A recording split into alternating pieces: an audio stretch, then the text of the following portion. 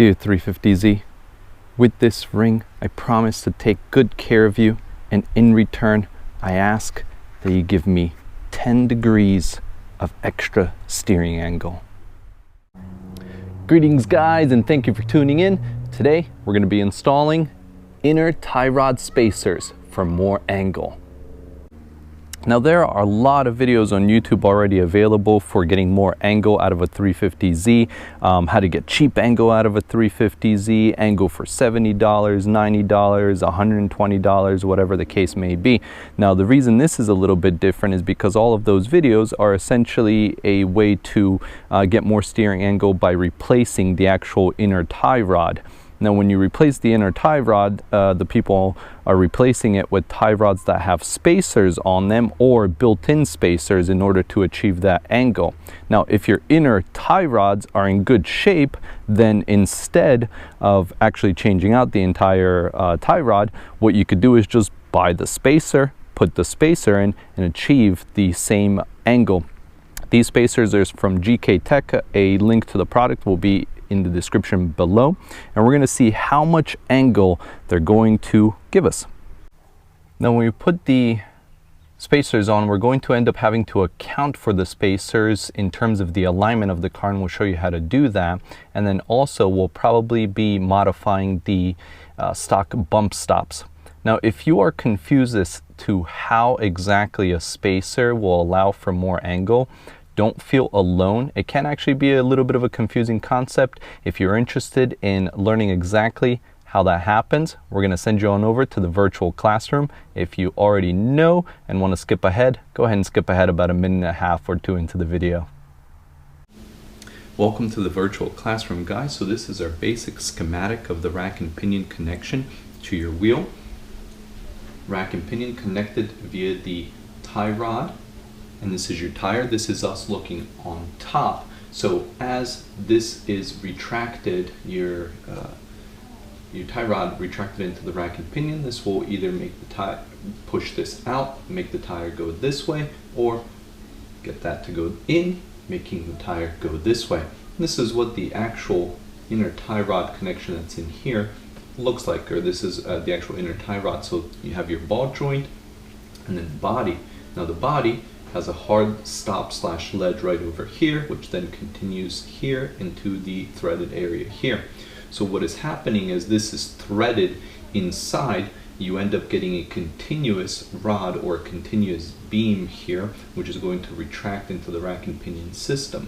And then what this does is it causes a fixed distance from the point of contact here to the point of contact here, that fixed distance being X. So this is the total amount that as this retracts and comes into contact, we'll be able to displace and move the wheels.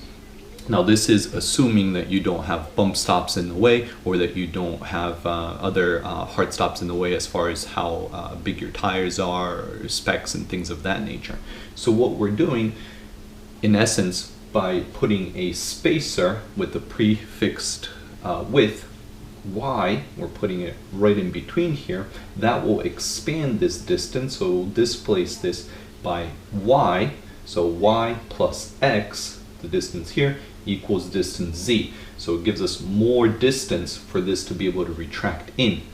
As this gives us more distance for it to be able to retract in, the tire will be able to turn outward more, and that's how we're going to achieve more steering angle. The spacer that we'll be using today is 6 millimeters, and we'll see how much angle we'll be able to get out of it.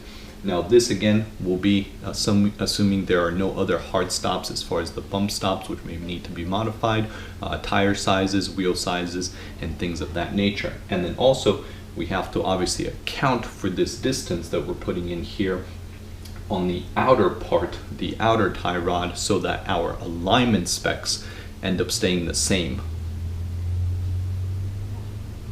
So the very first thing to do is to measure the stock angle of the Z. This will actually be the legitimate stock bump stop and all. So what I've done in the stop position, I've went ahead and already put down some tape, and then what we're going to do now is have our trusty helper, which is my wife, turning the wheel so that we can measure the rest of the angle at full lock. We're doing this with the car on because the wheel will turn back. So if you let it go, it's going to go back a little bit. So we want to measure the absolute angle.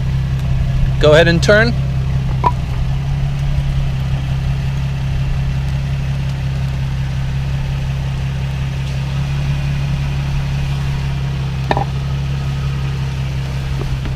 So she's going to hold that, and we're going to measure it, and we'll do this actually on both sides and compare the angle on both sides.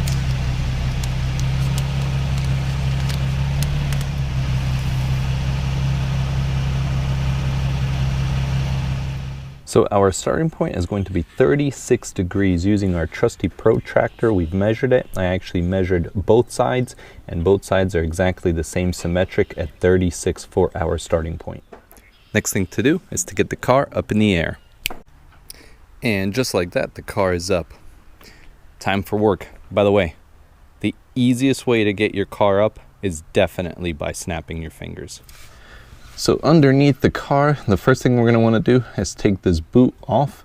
So that's this metal twisty thing over here that you'll have to take off, and then this little guy over here. Once you have your boot aside, that's going to expose your inner tie rod, and then you're going to take this off. Don't ask me what size it is. I honestly don't know. I just use a large adjustable. And then there's a little rubber piece in here, which is actually just used for just kind of protection isolation, so that these don't smack against each other. You're actually going to discard this then, because it's not going to help us with our angle gains. So you're going to take this off. Oh, and be careful when you're under the car. Make sure you have your righty tighties and lefty loosies oriented properly. Once you have this undone, go ahead and push your wheel out so that you can have more room to work. And then we are going to, before we put our spacer back on and reassemble it, need to make sure to take into account the size of the spacer and adjust for it right over here so that our alignment stays the same and doesn't change. So in order to do that, the next thing we'll do is undo this. So because we are putting in a spacer, we're actually displacing this outward, which the way the attachment point is actually going to end up making the wheel go more like this, which would create more toe in, which we don't want. So in order to counteract it, I back this nut up the exact same width as the spacer, like so, and then we'll put this all the way in. That way we counteract that induced toe in so that our car's alignment will be nice and straight, and obviously tighten that back up. And now we're ready to put our lovely GK Tech spacer right on in and rethread this. This may take you a little bit of time just because I didn't take the wheel off, and it's still attached on the other end, which is, I think, the easiest way to do it. But it may take you a little bit of time to get it to start threading. So once you do that, obviously tighten it all back up, and then we'll be done.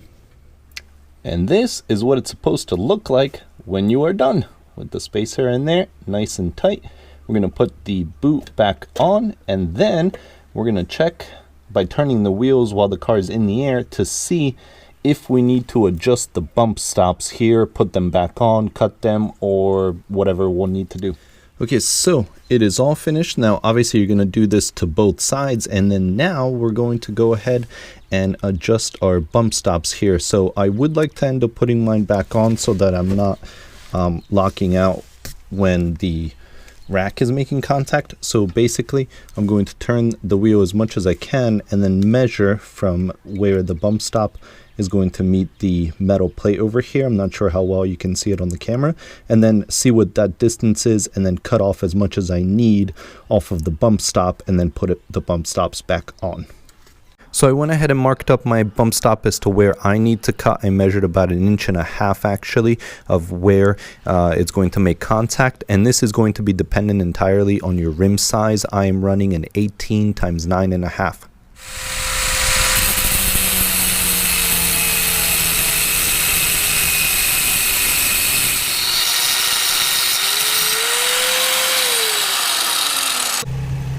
Just like last time, we have it marked down. Moment of truth, guys. Here we go. We're going to see what kind of gains we're going to get. Go ahead and turn. Okay, keep it like that. Hold it.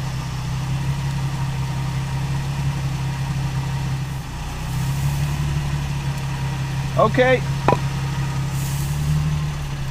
You can straighten up. Well, guys, the results are in. So, what do we have as our final angle? We've got 41 degrees from 36. So, we went up 5 degrees total. Not quite as much as I was hoping. Well, I mean, technically speaking, we did achieve 10 degrees because 5 on one side, 5 on the other side, 5 plus 5, 10. In the end, it is gains after all, so that is good. And it only cost us $9 actually. Those inner tie rod spacers were actually less than $10. I will say I did drive the car around and pushing my steering to the limit to see if it felt different, and it is actually pretty amazing, at least to me, how different that extra 5 degrees felt. It really did feel a lot tighter curving radius. I can't imagine what it would have felt like if we had indeed gotten 10 degrees. It would have probably been insane, and insane for the money. So all in all, I am happy. We'll see obviously with more driving how it is, but the quick little trip that I did definitely was impressive. As always, guys, thank you so much for watching. I do really appreciate it. If you do have any comments, questions, please just drop something down below and I'll be sure to get back to you. I will see you soon.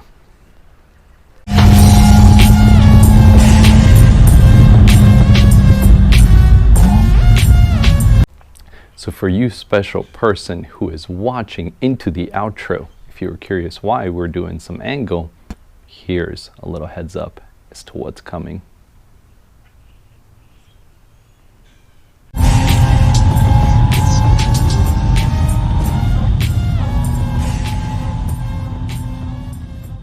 This metal twisty thing over here that you'll have to take off, and then this little guy over here.